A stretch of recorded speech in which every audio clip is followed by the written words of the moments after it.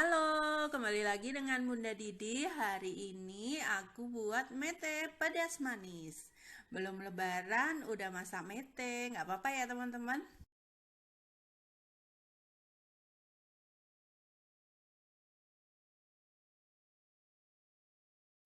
Nah, kebetulan aku punya mete bagus dari Wonogiri kemarin. Nah, ini aku goreng aja tanpa minyak pakai Mito Air Fryer.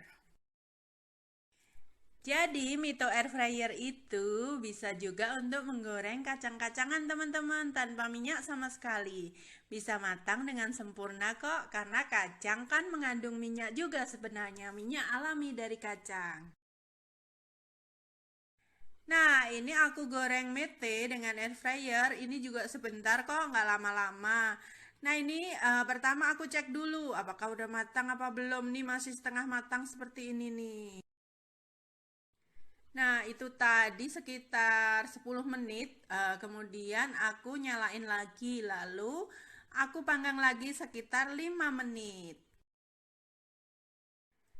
Tapi jangan lupa ditungguin ya kalau goreng kacang kayak mete gini karena mudah matang ya teman-teman, kalau nggak bisa gosong deh. Nah, seperti ini hasilnya. Nih, lihat kacang metenya udah matang sempurna dan kriuk ya teman-teman. Lihat, nggak ada yang gosong kan? Nah, karena aku mau bikin mete pedas manis, aku mau halusin bumbu dulu ya. Aku pakai chopper Mito Chiba CH100 yang warna merah ini. Nah, aku pakai chopper karena aku mau bumbunya itu halus. Nanti waktu melapisi metenya itu bener-bener halus gitu. Selanjutnya, tumis bumbu halus hingga benar-benar matang ya, biar nggak langu. Oh iya, tadi karena pas ngalusin aku tambahkan sedikit minyak, jadi pas numis tanpa minyak lagi ya. Selanjutnya, tambahkan sedikit air. Air jangan terlalu banyak ya, ini cuma untuk mengencerkan bumbu dan gula aja. Lalu, tambahkan gula pasir. Aduk-aduk hingga gula larut. Nah, selanjutnya beri bumbu, bisa kaldu ayam atau garam, sesuai selera ya. Selanjutnya, masukkan 2 daun jeruk yang diiris halus, lalu aduk-aduk rata kembali hingga adonan gula ini benar-benar kental dan berambut atau berbusa seperti ini ya teman-teman.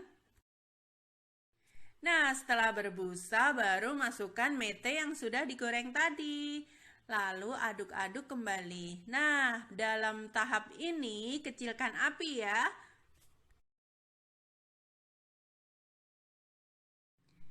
Nah, seperti ini aduk-aduk terus sampai gula mengering, menyelimuti metenya. Jika dirasa masih basah bumbunya, bisa diaduk di atas api kecil. Aduk-aduk hingga lapisan gula mengering. Seperti ini. Selamat mencoba ya, teman-teman.